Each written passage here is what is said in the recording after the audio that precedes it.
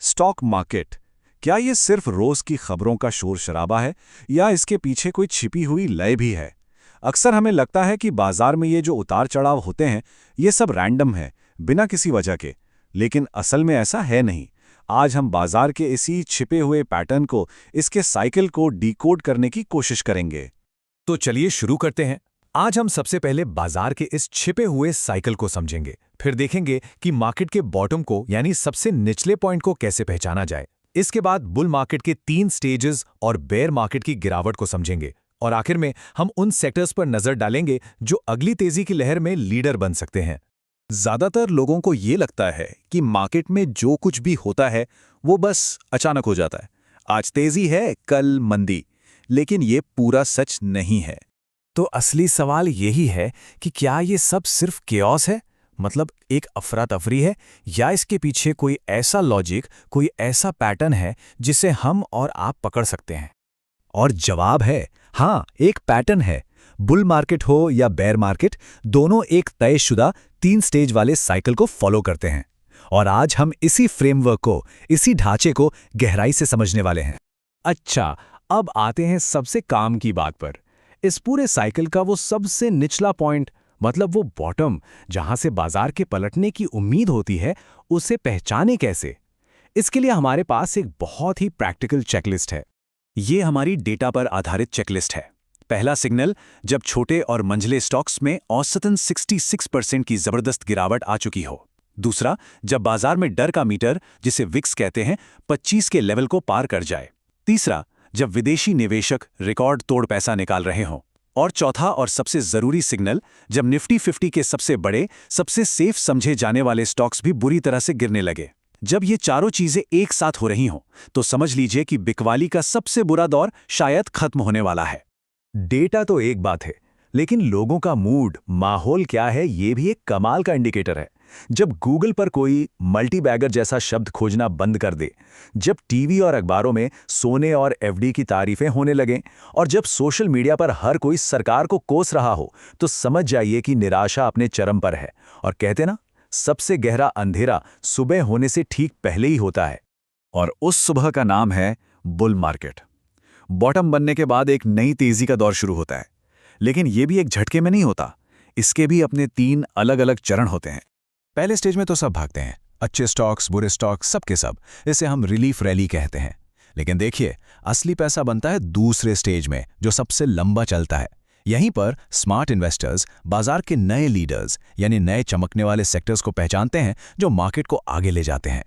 और फिर आता है तीसरा स्टेज, जहां दिमाग काम करना बंद कर देता है और सिर्फ लालच हावी हो जाता है।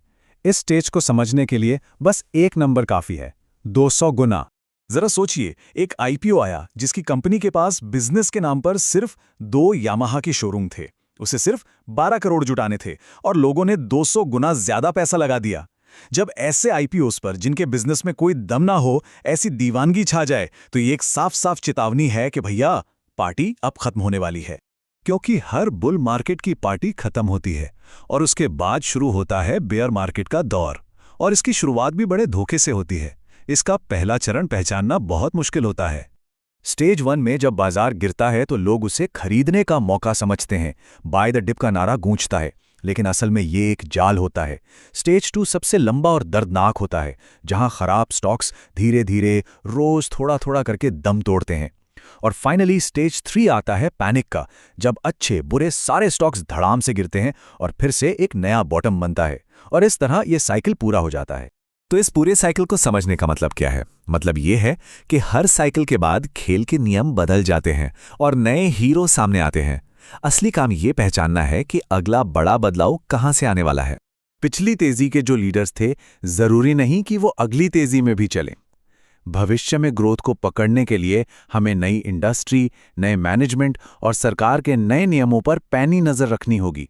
जैसे कि एक उदाहरण है प्रिसिजन मैन्युफैक्चरिंग। सरकार ने नए ट्रेड अग्रीमेंट साइन किए हैं, जिससे एक्सपोर्ट करना आसान हो गया है। तो अब वो कंपनियां जो पहले सिर्फ ऑटो पार्ट्स बनाती थीं, वो अब एरोस्पेस और डिफेंस जैसे हाई मार्जिन यानी ज्यादा मुनाफे वाले सेक्टर्स में कदम रख रही हैं। ये एक बहुत बड़ा स्ट्रक्चरल बदलाव है। दूसरा बड़ा बदलाव ला रहा है एआई, यानी आर्टिफिशियल इंटेलिजेंस। एआई की वजह से नई दवाइयां बनाने में जहां पहले 10-12 साल लगते थे, अब वो काम बहुत तेजी से हो रहा है।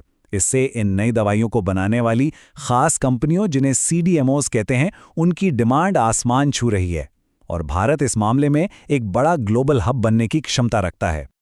और हाँ, एआई की बात करें तो उसे 2 चीजें चाहिए, बेहिसाब बिजली और बहुत बड़े बड़े डेटा सेंटर्स। ये अपने आप में एक बहुत बड़ी चुनौती है। तो जो कंपनियां इस चुनौती का समाधान देंगी, जैसे special transformer, liquid cooling system या फाइबर ऑप्टिक्स बनाने वाली कंपनियां, उनके लिए ग्रोथ का एक बहुत बड़ा रास्ता खुल रहा है।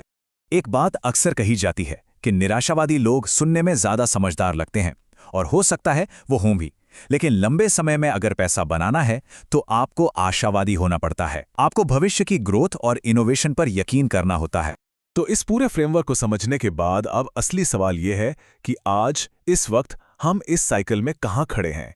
इस पर सोचिएगा जरूर। अगर आज की इस चर्चा से कुछ नया सीखने को मिला तो इसे अपने दोस्तों और परिवार के साथ शेयर जरूर करें। और ऐसे ही विश्लेषण के लिए सब्सक्राइब करना ना भूलें।